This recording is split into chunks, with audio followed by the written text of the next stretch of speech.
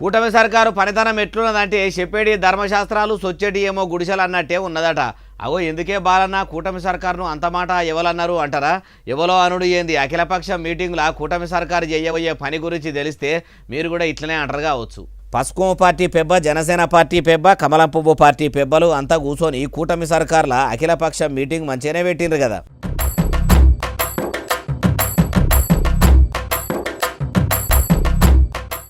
మొదలు రాజ్యసభ సీట్ల కోసం ముచ్చట సురువు చేసిరట. 3 పార్టీలోళ్ళు ముగ్గురు ఎవల పాళ్ళు వాళ్ళు వంచుకొని అందరు కలిసి ఓ మాటకు వచ్చిర్రట.